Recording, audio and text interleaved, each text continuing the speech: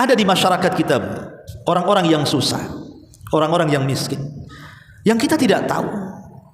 Rupanya di balik kemiskinannya, kesusahannya, dia rupanya ahli tahajud, ahli baca Quran, ahli ibadah, ahli sedekah. Orang tidak tahu kecuali dia dengan Allah Subhanahu wa taala saja. Jadi ada hamba-hamba Allah itu yang secara dunia mungkin tidak ada, tapi mereka hamba-hamba Allah yang sangat mulia. Karena Allah Subhanahu wa taala tidak pernah memandang rupa ataupun harta kita. Yang Allah pandang itu hati dan amal kita. Innallaha la yanzuru ila suwarikum wala ila amwalikum walakin yanzuru ila qulubikum wa a'malikum. Seperti di sini. Bismillahirrahmanirrahim. Assalamualaikum warahmatullahi wabarakatuh. Alhamdulillah wassalatu wassalamu ala Rasulillah wa ala alihi wa sahbihi wa mawalah wa la hawla wa la quwata illa billahi wa ba'du. Alhamdulillah, segala puja dan puji hanya milik Allah Subhanahu wa taala. Salawat dan juga salam kita hadiahkan kepada Rasul kita Nabi besar Muhammad sallallahu alaihi wa ala alihi wasallam. Alhamdulillah, di pagi menjelang siang ini kita bisa kumpul kembali di Masjid Nidaul Ilmi, dan pembahasan di siang ini kita akan membahas satu hadis Nabi sallallahu alaihi wasallam tentang bahayanya menjadi hamba dunia. Kita baca hadisnya. An Abi Hurairah radhiyallahu anhu qala qala Rasulullah sallallahu alaihi wasallam ta'isa abdu dinar, ta'isa abdu dirham, ta'isa abdu al-khamisati, ta'isa abdul khamilati. In u'tiya radiya wa illam yu'ta sakhita, ta'isa wantakas wa idha shika falan taqas. Tuba li abdin akhadha bi inani farashihi fi sabilillah, ash'atha ra'sahu mughbiratan qadamah, in kana fil hirashati kana fil hirashah, wa in kana fi saqati kana fi saqati, in ista'dhana lahum yu'dhana lahu, wa in syafa'a lam yusyaffa'. Rawahul Bukhari. Dari Abu Hurairah radhiyallahu an, Rasulullah sallallahu alaihi wasallam bersabda, celakalah hamba dinar, celakalah hamba dirham, celakalah hamba kain dari sutra, dan celakalah hamba pakaian dari bludru. Jika diberi maka dia redha, jika tidak diberi maka dia murka. Celaka dan merugi. Apabila tertusuk duri maka ia tidak dapat mengeluarkannya. Sebaliknya bahagialah seorang hamba yang memegang kekang kudanya dalam rangka berjihad di jalan Allah, rambutnya kusut dan kedua kakinya berdebu. Bila ditugaskan berjaga maka ia berada di bagian yang ia berjaga, dan apabila ditugaskan di barisan belakang maka ia berada di barisan belakang. Bila meminta izin maka dia tidak diizinkan, dan bila memberi syafaat rekomendasi maka dia tidak dikabulkan. Hadis ini dikeluarkan Al-Imam Al-Bukhari.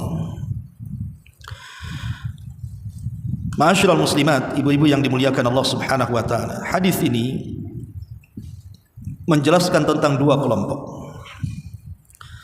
Kelompok yang pertama bicara tentang hamba-hamba dunia yang keinginan hidupnya hanya untuk dunia saja. Dan kelompok yang kedua hamba-hamba Allah sejati, hamba-hamba yang senantiasa redha dengan segala yang membuat Allah Subhanahu wa taala senang dan membenci segala apa yang mengundang kemurkaan Allah Subhanahu wa taala. Bicara soal dunia, ma'asyiral muslimat yang dimuliakan Allah Subhanahu wa taala, hakikat dunia ini kalau kita merenung sedikit. Pertama, dunia ini sesuatu yang sedikit. Allah Subhanahu wa taala berfirman, "Qul mata'ud dunya qalilun." Katakanlah, kenikmatan dunia itu sedikit dan tidak banyak. Dan itu dijelaskan dalam sebuah hadis. Nabi sallallahu alaihi wasallam bersabda dalam hadis Muslim, "Wallah mad dunya fil akhirati illa mithlu ma yaj'alu ahadukum isba'ahu fil yammi falyanzur bima yarji." Demi Allah, dunia ini kalau dibandingkan dengan akhirat hanya seperti seseorang dari kalian yang mencelupkan satu jemarinya ke lautan, kemudian dia mengangkatnya, maka lihatlah apa yang ada pada jarinya. Paling hanya setetes yang ada di jari itu. Itulah dunia. Jadi hakikat dunia itu hanya sedikit saja. Tetapi hakikat akhirat itu luas seluas-luasnya. Makanya dalam hadis qudsi yang sangat panjang, dalam potongannya Nabi SAW mengatakan, seandainya manusia pertama dan manusia terakhir, kemudian jin dan manusianya berkumpul di sebuah lapangan yang luas, kemudian mereka meminta semua keinginannya kepada Allah Subhanahu wa taala, maka Allah akan berikan semua keinginannya, dan itu seperti jarum pentul yang dipendamkan ke lautan kemudian diangkat. Lihatlah di ujung jarum itu, itulah setetes dunia yang dibagi kepada seluruh manusia, jin dan manusianya. Sementara lautan itulah akhiratnya. Dari sini kita tahu bahwa dunia itu sedikit dibandingkan akhirat. Lalu buat apa mengejar yang sedikit dan meninggalkan yang banyak? Ini yang pertama. Yang kedua, dunia ini singkat. Di dalam surah Al-Mu'minun ayat 112, Allah Subhanahu wa taala berfirman, "Qala kam labistum fil ardi adadas sinin?" Qalu labisna yawman aw ba'da yawmin fas'alil 'adid. Berapa tahun kalian tinggal di permukaan bumi ini? Mereka menjawab, kami tinggal di bumi 1 hari atau sebagian hari. Maka tanyakanlah kepada orang-orang yang pandai menghitung itu. Ayat ini bicara tentang orang-orang yang berkumpul di padang mahsyar. Jadi orang-orang yang berkumpul di padang mahsyar itu, mereka akan ditanya oleh Allah Subhanahu wa taala, sewaktu kalian di dunia, berapa tahun kalian tinggal di sana? Maka manusia yang ada di padang mahsyar itu menjawab, sungguh kami tinggal di dunia boleh jadi 1 hari atau mungkin setengah hari. Ya, karena orang akan tinggal di padang mahsyar itu 50.000 tahun lamanya. Sementara manusia di dunia ini paling banyak mungkin 70, 80 atau 100 tahun sudah meninggal. Sementara orang yang berada di akhirat atau di padang mahsyar itu, mereka harus tinggal cukup lama. Makanya kalau kita lihat bandingan kehidupan dunia dengan akhirat itu, kehidupan dunia ini sangat singkat sekali. Sementara kehidupan akhirat itu sangat panjang sekali. Makanya ada istilah, sepanjang-panjangnya kehidupan dunia pasti dia pendek, tapi sependek-pendeknya kehidupan akhirat pasti dia panjang. Karena Allah Subhanahu wa taala berfirman, "Inna yawman 'inda rabbika ka alfi sanati mimma ta'udun." Sungguh 1 hari di sisi Rabbmu nanti di akhirat adalah seperti 1000 tahun seperti kalian hitung. Artinya 1 hari kehidupan akhirat itu bagikan 1000 tahun kehidupan dunia. Dari sini kita tahu hakikat dunia itu hanya singkat sekali. Ini yang kedua. Yang ketiga, dunia ini penuh dengan ujian dan cobaan. Selama manusia dilahirkan di dunia, maka selama itu manusia akan diuji dan dicoba oleh Allah Subhanahu wa taala. Karena dunia bukan tempat istirahat. Dunia ini tempat ujian yang semua manusia pasti akan melewatinya. Ma'asyiral muslimat yang dimuliakan Allah Subhanahu wa taala. Al-Imam Ibnul Qayyim rahimahullahu taala, beliau mengatakan, "Anna Allah Subhanahu wa taala khalaqal ghaniyya wal faqira libtila'in wal imtihan." Sesungguhnya Allah Subhanahu wa taala terkadang menciptakan ada manusia itu yang kaya raya. Allah cukupkan kehidupannya. Tapi di lain sisi juga Allah ciptakan manusia itu ada yang miskin papa. Boleh jadi mungkin susah untuk mencari makan dan kehidupan di dunia ini. Tapi dua-duanya kata Imam Ibnul Qayyim adalah cobaan dan juga ujian dari Allah Subhanahu wa taala. Si kaya diuji dengan kekayaannya, si miskin juga diuji dengan kemiskinannya. Ma'asyiral muslimat yang dimuliakan Allah Subhanahu wa taala. Karena sering saya ulang-ulang bahwa hakikat kebahagiaan itu bukan ada di harta benda. Betapa banyak orang-orang yang kaya raya itu hidupnya tidak bahagia. Dan bukan pula kemiskinan itu menjadi hidup sengsara. Betapa banyak orang-orang miskin itu yang menikmati hidupnya. Karena hakikat kebahagiaan itu bukan pada kekayaan. Sehingga ada seorang ulama dari zaman salaf, Hisham ibn Malik ibn Marwan, Hisham ibn Malik ibn Marwan rahimahullahu ta'ala,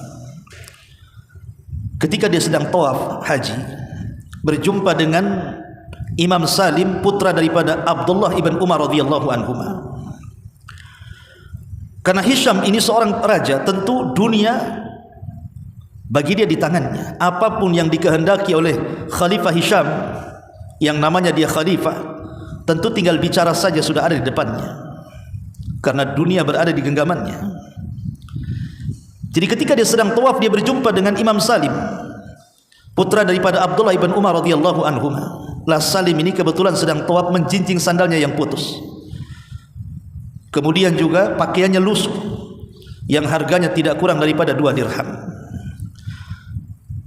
Jadi Hisham ini merasa kasihan dengan Salim, dan sedang tawaf Hisham mengatakan, "Ya Salim, kira-kira apa yang kau hajatkan dariku, tinggal bicara, nanti aku akan beri."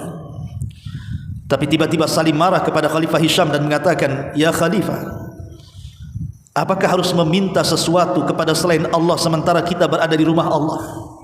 Aku tidak akan meminta sesuatu kepadamu." Akhirnya kemudian Hisham pun malu dan terdiam.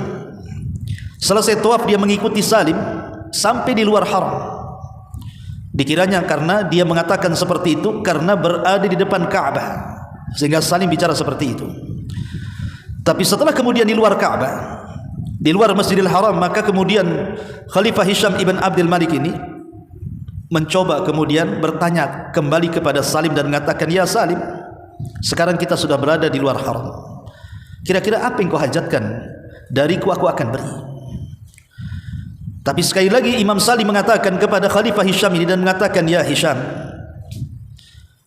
apakah yang kau maksud adalah kebutuhan-kebutuhan dunia atau kebutuhan-kebutuhan akhirat?" Kemudian sang khalifah mengatakan, "Ya Salim, adapun kebutuhan akhirat, maka tidak mungkin kau meminta kepada aku. Mintalah kepada Allah Subhanahu wa taala. Yang ku maksud adalah kehidupan dunia, kebutuhan dunia. Mintalah sesuatu, aku akan beri." Maka Salim mengatakan, "Ya Khalifah, selama aku hidup, aku sangat malu meminta sesuatu kepada Rabb pemegang dunia ini. Bagaimana mungkin aku meminta kepada zat atau kepada dirimu yang tidak memegang dunia? Semasa hidup saja aku malu meminta sesuatu kepada zat pemegang dunia, Allah Subhanahu wa taala. Dialah yang memiliki dunia. Macam mana aku akan meminta kepada orang yang tidak memegang dunia? Karena dunia ini milik Allah Subhanahu wa taala." Maka kemudian sang khalifah pun menangis, kemudian mengatakan, "Duhai kiranya aku seperti Salim." Ma'asyiral muslimat yang dimuliakan Allah Subhanahu wa taala. Begitulah hakikat dunia. Kita ini tidak memilikinya. Semua milik Allah Subhanahu wa taala. Semua datang dari Allah dan akan kembali kepada Allah Subhanahu wa taala. Dan dunia ini ujian terberat bagi kita manusia. Sebagaimana Rasul mengatakan, setiap umat ini memiliki fitnah, dan fitnah umatku adalah dunia. Ma'asyiral muslimin wal muslimat rahimani wa rahimakumullah. Ini yang ketiga, bahwa dunia ini dipenuhi dengan ujian dan cobaan. Kemudian yang keempat, dunia ini sesuatu yang fana. Tidak ada manusia yang hidup selamanya di dunia. seandainya mereka para nabi sekalipun, manusia-manusia mulia yang kita kenal sebagai para nabi, ulul azmi minar rusul sekalipun, mereka semua sudah meninggalkan kita. Tidak ada satupun nabi yang masih hidup sampai hari ini. Bahkan Nabi kita Muhammad sallallahu alaihi wasallam di usia 63 tahun juga meninggal dunia. Kalau seandainya manusia semulia para nabi dan rasul mereka meninggal dunia, macam mana kita yang bukan nabi? Tentu lebih layak untuk tidak hidup lama di dunia. Sementara para nabi yang manfaatnya sudah jelas kepada manusia, membawa keberkahan hidup mereka dunia dan akhirat saja, mereka diwafatkan. Macam mana pula kita yang terkadang tidak memberikan manfaat untuk diri bahkan untuk orang lain, menginginkan hidup selamanya? Makanya dunia itu sesuatu yang fana. Itulah hakikat dunia. Ma'asyiral muslimat yang dimuliakan Allah Subhanahu wa taala. Aisyah radhiyallahu anha, ummul mukminin, ketika beliau sudah tua, sudah sepuh. Aisyah itu kan buta matanya, setelah dia tua buta matanya. Jadi sebelum wafatnya Aisyah radhiyallahu anha ini, dia selalu menyedekahkan seluruh barang-barang yang ada di rumahnya. Jadi terkadang dia meraba-raba dengan kebutaannya. Kalau ada barang, kemudian dipanggil pembantunya dan mengatakan, kemarilah, ambilkan barang ini, sedekahkan kepada fulan ibn fulan. Maka besoknya gitu lagi, dia meraba-raba ada barang lagi, dia mengatakan kepada pembantunya, wahai fulan, ambillah barang ini, sedekahkan kepada fulan ibn fulan. Sampai satu isi rumah habis, sehingga tidak ada lagi barang yang disedekahkan karena sudah tidak ada lagi. Sehingga kemudian Aisyah mengatakan kepada pembantunya dalam kondisi buta, carikan barang lagi, aku ingin bersedekah. Kata pembantunya, wahai ummul mukminin, sudah tidak ada barang, sudah kau sedekahkan semuanya. Kemudian pembantunya mengatakan, kenapa kau lakukan seperti itu wahai ummul mukminin? Apa yang kau sisakan di sini? Maka Aisyah radhiyallahu anha mengatakan, ingat bahwa akhirat itu jauh lebih baik dan lebih kekal. Wal akhiratu khairun wa abqa. Akhirat itu lebih baik dan lebih kekal. Jadi Aisyah radhiyallahu anha mengajarkan kepada kita bahwa dunia ini fana, akhirat itu kekal. Karena dunia ini tidak akan lama, apapun di dunia ini tidak akan lama. Semua ada expirednya bahasa kitanya. Tidak ada yang kekal di dunia. Sebutkan apa yang kekal di dunia. Tidak ada yang kekal di dunia ini. Mau manusianya, mau binatangnya, mau jinnya, mau malaikatnya, mau tumbuh-tumbuhannya, semua ada waktu hidup mereka. Pasti satu hari mereka akan mengalami kematiannya. Itulah hakikat dunia. Hakikat dunia ini sangat pendek sekali. Dan orang tidak mungkin fana. Ditambah kalau seandainya kita melihat usia manusia itu semakin kemari itu semakin pendek, Bu. Bukan semakin panjang. Kalau dulu para nabi dan umat-umat sebelum Islam itu mereka diberikan usia yang panjang-panjang. Tapi semakin ke sini bukan hanya posturnya yang lebih pendek, usianya pun lebih pendek. Makanya Nabi SAW hanya membatasi umur usia umatnya itu berkisar 60 sampai 70 tahun saja, sedikit yang melewati 70 tahun. Ya, karena dunia itu sesuatu yang fana. Ma'asyiral muslimat yang dimuliakan Allah Subhanahu wa taala, berkata Luqmanul Hakim kepada anaknya, ya bunai, wahai anakku, carilah dunia untuk akhirat, maka engkau akan mendapatkan keuntungan dua-duanya. Wala tabi akhirataka bidunya, dan jangan kau jual akhiratmu karena duniamu, karena itu akan merugikan kedua-duanya. Kenapa Luqmanul Hakim mengatakan kepada anaknya seperti itu? Seolah-olah dia mengisyaratkan bahwa kehidupan kita ini bukan di dunia, tapi kehidupan kita ini di akhirat. Dunia ini hanya tempat persinggahan seperti seorang musafir, singgah di sebuah tempat, kemudian beristirahat, kemudian melanjutkan perjalanan kembali. Itulah yang diwasiatkan kepada Rasul oleh Rasul sallallahu alaihi wasallam kepada Ibnu Umar radhiyallahu anhuma, kun fid dunya ka'annaka gharib aw abirus sabil. Wahai Ibnu Umar, jadilah engkau di dunia itu seperti orang asing ataupun seperti orang yang sedang melakukan safar. Ma'asyiral muslimat yang dimuliakan Allah Subhanahu wa taala. Ini yang kelima, yang keenam. Dunia ini sesuatu yang hina sesuai dengan namanya. Kenapa dunia disebut dunya, dalam bahasa Arab dunia itu ad-dunya, karena ad-dunya itu artinya hina. Dunia itu artinya hina, ad-dana'ah. Lihat bagaimana sabda Nabi SAW, "Lau kanatid dunya ta'dilu indallahi janaha ba'udha, ma saqa kafiran minha syarbata ma'in." Kalau seandainya dunia ini ada sedikit manfaat di sisi Allah walaupun seperti sayap seekor nyamuk, tentu orang kafir tidak mungkin diberikan kesempatan untuk minum walaupun satu teguk dari air.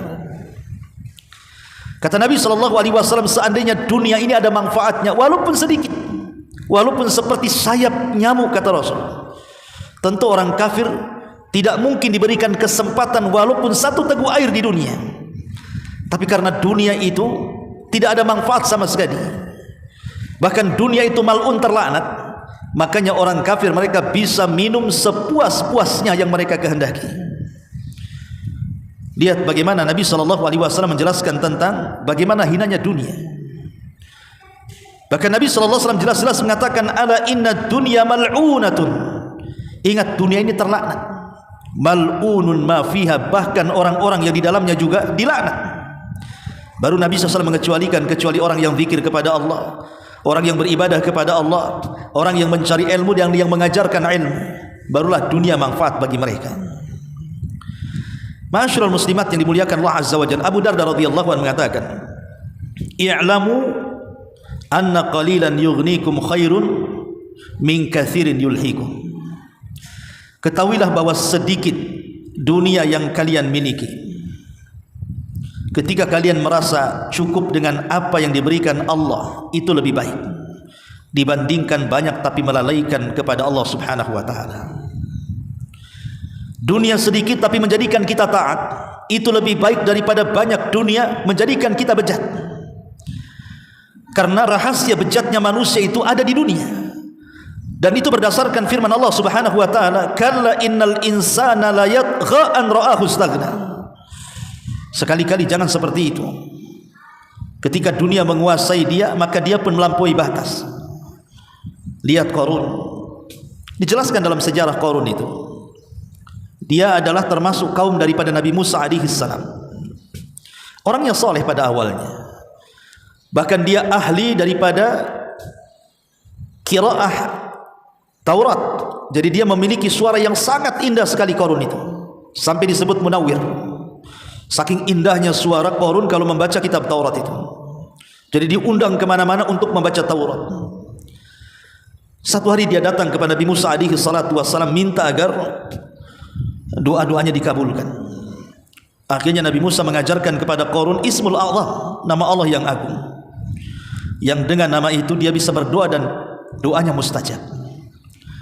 Setelah dia menguasai Ismul A'zam, maka dia meminta kepada Allah Subhanahu wa taala untuk dibukakan dunia kepadanya, dan Allah kabulkan permintaannya. Maka dengan sebab itu Qarun menjadi manusia yang paling kaya raya di zamannya. Tapi apa yang terjadi? Ketika dunia dibentangkan kepada Qarun, bukannya dia mengabdi kepada Musa dan memperjuangkan agamanya, justru dia menghina Musa dan hendak membunuhnya. Apa yang terjadi? Maka Allah Subhanahu wa taala katakan, "Fa khasafna bihi wa bidarihi al-ardh." Kami tenggelamkan Qarun dan seluruh kekayaannya. Itulah dunia. Rahasia bejatnya manusia itu ada di dunia. Ma'asyiral muslimat yang dimuliakan Allah Subhanahu wa taala. Dan yang terakhir, hakikat dunia, dunia ini adalah diciptakan oleh Allah untuk menjadi fitnah. Untuk menjadi fitnah. Betapa banyak kemudian orang-orang terfitnah dengan dunia, sehingga ketika kemudian dia mencari dunia itu tidak pandang bulu apakah yang halal, apakah yang haram, ataukah yang boleh, ataukah yang tidak boleh, apakah yang baik, ataukah yang tidak baik, semua dia ambil. Nabi SAW mengatakan, "Ya'ti 'alan nasi zamanun la yubalil mar'u bima akhadal mal aminal halali am minal harami." Akan datang zamannya, kata Rasul, manusia tidak akan peduli lagi soal mencari dunia, apakah yang dicarinya halal ataukah yang dicarinya haram, maka manusia sudah tidak peduli lagi. Dan zaman itu sudah ada hari ini. Lihat hari ini orang-orang yang mencari harta, nggak peduli mereka, yang penting kaya. Mereka mau menipu, tidak merasa bahwa dia sedang menipu. Mereka mengejar dengan riba, dia tidak peduli kalau riba itu dosa besar. Mengambil hak orang lain dengan cara mengurang-urang takaran, timbangan, meteran atau curang dalam dagang, nggak peduli. Yang penting untung banyak. Begitulah kondisi dunia memfitnah manusia, sehingga ketika mencari dunia sudah tidak peduli. Atau bentuk fitnah dunia itu al-mubalaghatu fil ishtighal, berlebih-lebihan ketika menyibukkan diri dengan dunia. Ada orang-orang itu yang dicari memang halal bukan haram. Dia tidak menipu orang, dia tidak memakan riba, dia tidak mengurangi takaran, timbangan, meteran atau curang dalam dagangan. Betul-betul dia halal, dia yang dicari. Tetapi dia terlampau berlebih-lebihan. Dia menghabiskan waktu hanya untuk mengejar dunia, lupa pula dengan akhiratnya. Lupa dengan salatnya, lupa dengan ngajinya, lupa dengan zikirnya, lupa dengan Qur'annya, lupa dan begitu seterusnya. Lah ini juga bagian daripada fitnah. Atau bagian daripada fitnah dunia itu al-ghulu fi mahabbatid dunya, terlampau cinta dengan dunia sehingga bakhil. Ada orang-orang yang bakhil karena melampaui kecintaan dia kepada dunia dibandingkan kepada Allah Subhanahu wa taala. Sebagaimana Allah Subhanahu wa taala mengatakan, "Wa man yuqashuha nafsi fa ulaika humul muflihun." Orang-orang yang mereka mampu melawan rasa kikirnya, maka mereka termasuk orang-orang yang beruntung. Tapi sebaliknya, orang-orang yang kikir karena terlampau cinta dengan dunianya, maka mereka termasuk orang-orang yang rugi. Ma'asyiral muslimat yang dimuliakan Allah Subhanahu wa taala. Al-Imam Asy-Syafi'i rahimahullahu taala sampai mengatakan, "Man ghalabat alaihi syiddatus syahwah li hubbil hayati alzamatul ubudiyatu li ahliha." Barang siapa yang terkalahkan syahwat dengan syahwat kecintaan dia kepada dunia, maka syahwat itu akan melazimkan, mengharuskan dia menyembah dunia tadi. Orang kalau sudah cinta dunia, lama-lama disembah tuh dunia tuh. Orang kalau menyembah syahwat, lama-lama dia mencintai syahwat dan menyembah syahwatnya. Itulah yang dimaksud hadis yang kita baca ini, ta'isa abdu dinar wa ta'isa abdu dirham. Celaka hamba dinar dan hamba dirham. Ma'asyiral muslimin yang dimuliakan Allah, muslimat yang dimuliakan Allah Subhanahu wa taala. Maka bagian daripada fitnah dunia adalah melampaunya kecintaan sehingga hati terpaut dengan dunia. Dan yang keempat, bagian daripada fitnah dunia, terkadang dunia ini membutakan mata dia. Dia tidak bisa memandang mana hak mana batil. Dia tidak bisa memandang mana yang benar mana yang salah, karena tertutup dengan dunianya. Dan ini sangat bahaya, karena kalau sudah tertutup kebenaran dari dunianya, maka susah mendapatkan hidayah dalam hidupnya.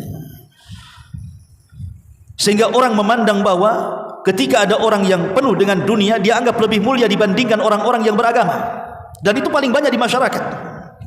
Orang lebih menghargai orang-orang yang penuh dengan dunia dibandingkan orang-orang yang betul-betul menggeluti agama. Subhanallah. Contoh sederhana, ketika ada orang yang memiliki anak perempuan, kemudian dipinang, yang satu orang kaya, yang satu pula miskin tapi pandai agama. Orang lebih memilih yang jelas-jelas dunianya dibandingkan yang tidak jelas dunianya, walaupun dia pakar agama. Lah inilah kalau sudah dunia menutup, dia tidak bisa lagi memandang mana kebahagiaan untuk dunia dan akhiratnya, mana kebahagiaan yang hanya semata-mata dunia tapi tidak sampai ke akhiratnya. Itulah fitnah dunia. Ma'asyiral muslimat yang dimuliakan Allah Azza wa Jalla. Baik, perhatikan hadis ini. Nabi SAW mengatakan, ta'isa abdu dinar wa ta'isa abdu dirham. Celaka dan binasa hamba-hamba dinar dan hamba-hamba dirham. Hamba dinar, hamba dirham ini kinayah daripada hamba uang. Ya, kalau kita katakan mata uang di dunia ini kan macam-macam. Bisa rupiah, bisa ringgit, bisa dolar, bisa euro, bisa real, macam-macam. Bisa junai dan begitu seterusnya. Maka terkadang ada di antara manusia, kalau di negeri kita tentu hamba rupiah, kalau di Malaysia mungkin hamba ringgit, kalau di Singapura hamba dinar, itu hamba dolar dan begitu seterusnya. Apa maksudnya di sini? Hamba itu artinya menundukkan diri. kepada tuannya. Jadi kalau Abdullah hamba Allah artinya menundukkan diri kepada Allah yang menciptakannya. Ketika disebut abdu dinar, hamba dinar atau hamba dirham, artinya dia menundukkan diri kepada dinar dan dirham, kepada rupiah, ringgit dan dolar dan begitu seterusnya. Karena begini Bu, logika. Ada orang-orang itu ketika dia miskin, dia masih punya cita-cita baik. Dia berangan-angan dalam hidupnya, kalau saya kaya, inginlah saya bantu masjid, bantu pesantren, bantu panti asuhan, bantu orang-orang fakir, anak-anak miskin dan begitu seterusnya. Ada orang-orang itu ketika susah punya pemikiran positif, seolah-olah ketika dia sudah kaya dia bisa mengatur kekayaan. Tapi apa yang terjadi? Setelah Allah bentangkan dunia kepadanya, mungkin enggak dia yang mengatur dunia atau dunia mengatur dia? Sedikit sekali orang yang mampu mengatur dunia. Kebanyakan orang itu diatur dunia. Dan kalau dunia yang mengaturnya, maka cita-cita mulia sewaktu miskin setelah kaya itu hanya dongeng belaka Bu. Hanya omong bahasa sekarang ini. Ngomong saja nggak jelas. Iya, waktu miskin Anda ngomong seperti itu, kalau sudah kaya belum tentu. Cita-cita ketika miskin ingin membantu, ingin membangun pesantren, membangun masjid, menolong orang-orang miskin dan begitu seterusnya, itu hanya omong kosong. Karena kalau dunia sudah di tangannya, terkadang betapa banyak orang yang kemudian terobahkan dengan dunia. Umar bin Khattab radhiyallahu anhu, ketika dia mendengar Palestina jatuh ke tangan kaum muslimin dalam perang Al-Quds yang dipimpin oleh Abu Ubaidah ibn Jarrah dan juga Khalid bin Walid radhiyallahu anhuma, kebetulan padri yang memegang kunci Baitul Maqdis, dia tidak mau menyerahkan kunci itu kecuali kepada khalifah kaum muslimin, maksudnya Umar ibn Khattab. Akhirnya kemudian Umar pun datang dengan Aslam pembantunya, berdua saja dari kota Madinah menuju Palestina. Subhanallah, berani dia berdua saja, padahal dia pemimpin kaum muslimin kan. Dia tidak takut di jalan dicegat orang dan begitu seterusnya kan. Tapi itulah Umar bin Khattab. Ketika sampai di Syam, di Palestina, maka dia bertanya kepada orang-orang, di mana tenda pemimpinku Abu Ubaidah ibn Jarrah. Akhirnya kemudian orang-orang mengantar Umar bin Khattab radhiyallahu anhu ke tendanya panglima perang Abu Ubaidah ibn Jarrah radhiyallahu anhu, satu di antara 10 sahabat yang dijanjikan masuk surga itu. Ketika masuk kepada tendanya, rupanya di tenda jenderal perang Abu Ubaidah ibn Jarrah itu tidak ada satupun barang berharga di situ. Aneh, seorang jenderal yang sudah mengalahkan negeri-negeri dan negara-negara, dia tidak pernah mengoleksi barang-barang mahal di tendanya. Kosong, tidak ada apa-apa. Kemudian Umar bin Khattab radhiyallahu an ingin menguji lagi. Dia bertanya kepada pengawalnya dan mengatakan, coba tanya apa yang dimakan Abu Ubaidah dengan apa yang dimakan prajurit perang yang ada di sini. Akhirnya datangkan makanan, rupanya apa yang dimakan Abu Ubaidah itu pula yang dimakan para prajuritnya. Tidak bisa dibedakan makanan jenderal dengan makanan prajuritnya. Maka Umar bin Khattab radhiyallahu anhu ketika berjumpa dengan Abu Ubaidah, dia menangis dan mengatakan, ya Abu Ubaidah, kulluna ghayyaratna dunya illa anta ya Abu Ubaidah. Wahai Abu Ubaidah, kami semua terobahkan dengan dunia kecuali engkau. Kami semua dirobah dengan dunia kecuali engkau wahai Abu Ubaidah. Subhanallah. Umar mengatakan kulluna, kita semua. Ini yang mengatakan Umar radhiyallahu anhu, manusia terbaik kedua setelah Abu Bakar, setelah Nabi. Dia mengatakan kulluna ghayyaratna dunya, kami semua terobahkan dengan dunia kecuali engkau wahai Abu Ubaidah. Kalau Umar saja mengatakan kami semua terobahkan dunia, apalagi kita yang ketika miskin berangan-angan, bercita-cita, kalau sudah saya kaya saya akan begini dan begitu. Kedabrus saja bahasa saya itu, nggak jelas omongannya. Karena kalau sudah kaya pasti dunia akan merubah dia, bukan dia yang merubah dunia. Masyarul muslimat yang dimuliakan Allah Azza wa Jalla, kalau dahulu di zaman Bani Israel ada orang namanya Bal'am ibn Ba'urah, orang yang termasuk abid min ubadi Bani Israel, terkalahkan dengan dunia dan mati su'ul khatimah. Apalagi kita. Maka kalau beramal itu tidak usah nunggu kaya, sebab kalau sudah kaya belum tentu dia beramal. Sekarang inilah yang kita hadapi. Karena kata Imam Hasan Al-Basri rahimahullahu ta'ala, waktu yang sudah lewat tidak mungkin kembali. Waktu yang akan datang belum tentu kita akan sampai di waktu itu. Maka yang memungkinkan waktu sekarang yang sedang kita jalani. Itulah beramal saleh. Masyarul muslimat yang dimuliakan Allah subhanahu wa ta'ala. Makanya kemudian Nabi SAW mengatakan, ta'isa abdu dinar wa ta'isa abdu dirham. Celaka hamba dinar, hamba dirham, hamba rupiah, hamba dolar, hamba-hamba yang lainnya. Karena betapa banyak orang yang terobahkan kehidupan akhiratnya karena dunia yang dimilikinya. Betapa banyak orang baik jadi jahat setelah punya dunia. Betapa banyak orang saleh jadi toleh karena dunia. Bahkan dunia ini merusak segalanya. Suami istri bisa bercerai gara-gara dunia. Teman yang akrab yang baik bisa bermusuhan gara-gara dunia. Ahli waris bisa bunuh-bunuhan karena dunia. Dan begitu seterusnya. Ya. Makanya jangan sampai kemudian kita hambakan diri kita ini dengan dunia.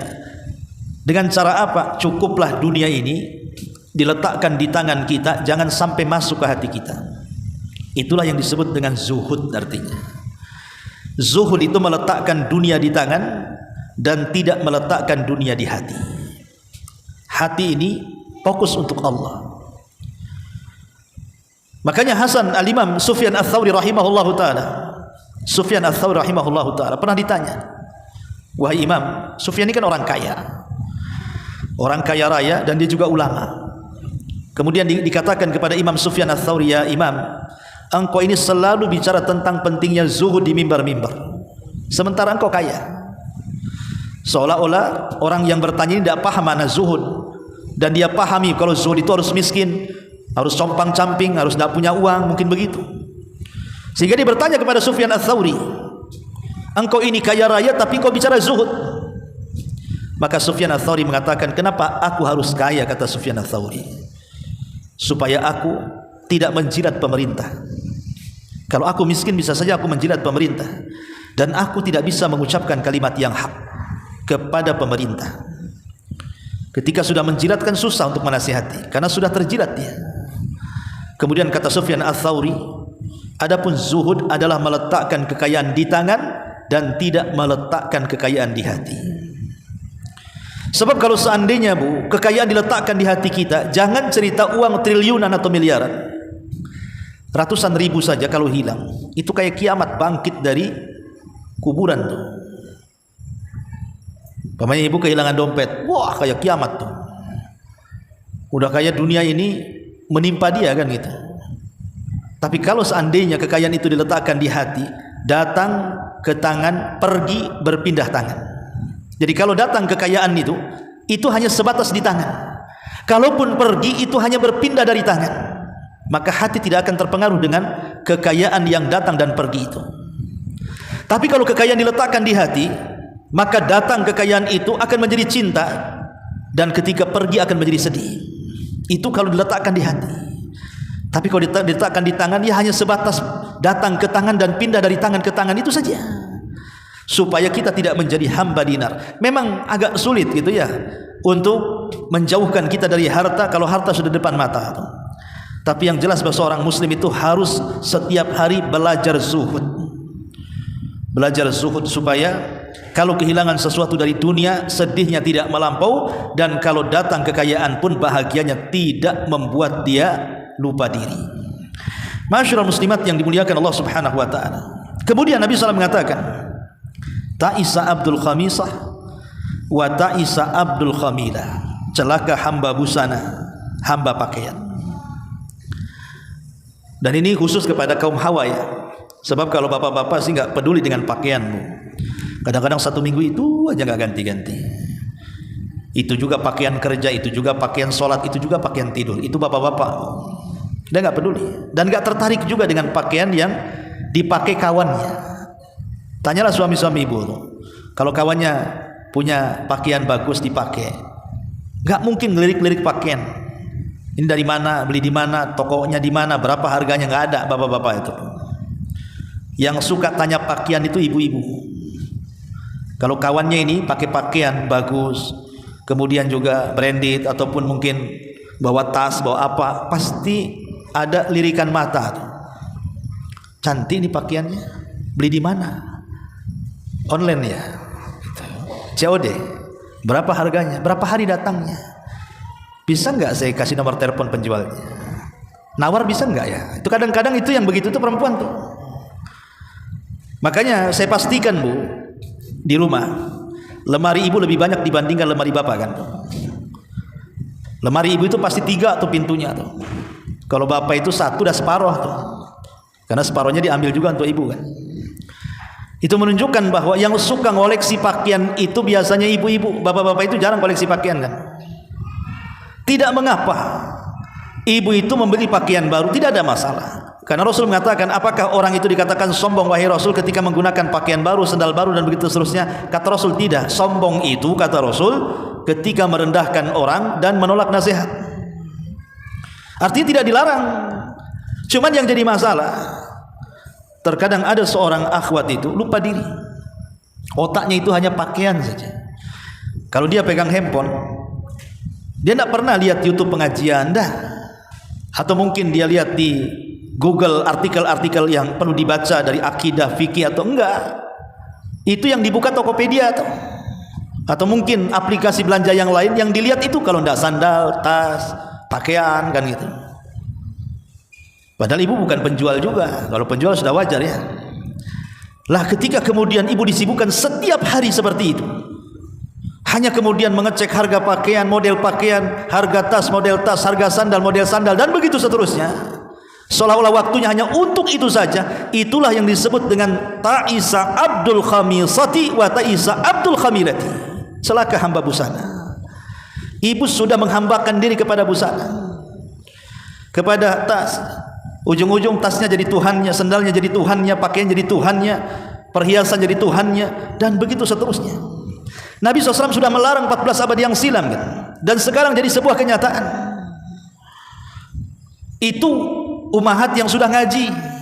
Jangan cerita umahat orang-orang yang awam di luar sana. Oh, lebih parah lagi, yang sudah ngaji saja parahnya gak ketulungan, apalagi orang-orang di luar sana. Maka Rasul di sini mengingatkan jangan sampai jadi hamba pakaian. Pakaian itu hanya untuk menutup aurat.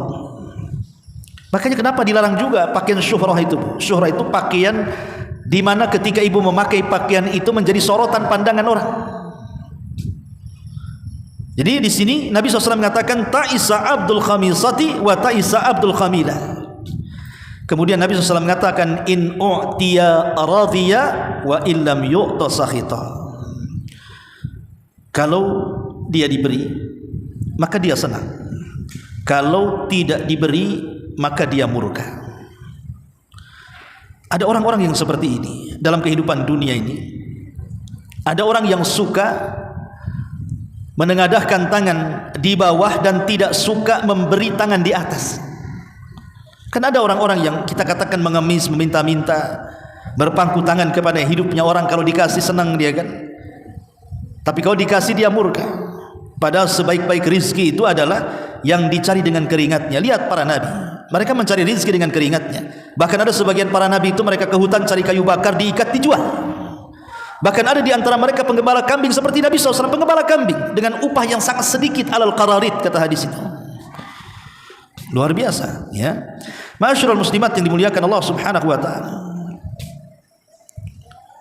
Sebagian para ulama ketika mensyarah kalimat ini dikatakan idza a'tahu Allahu syai'an rubbama yafrah lidzalik wa yansyarih sadrahu. Wa idza ma a'tahu Allahu qala rabbi ahanan sakhita ala rabbi wa sakhitu alal qada'i wal qadari. Mana yang pertama? Maknanya kalau dia diberi dia ridha, kalau tidak diberi dia murka. Artinya boleh jadi ketika Allah Subhanahu wa taala mudahkan rizkinya sehingga Allah bentangkan kekayaannya, dia pun meyakini oh Allah sedang memuliakan aku katanya. Rabbi akraman. Tapi kalau seandainya disempitkan rizkinya, maka dia mengatakan Rabbi ahanan, Rabbku sedang menghinakan aku. Ada orang yang seperti ini Bu. Dulu pernah saya ceritakan, saya pernah ketemu orang. Orang sudah tua sekali. Orang ini enggak sholat, enggak pernah sholat, sudah tua. Tapi dunia mudah bagi dia. Jadi dia cerita sama saya,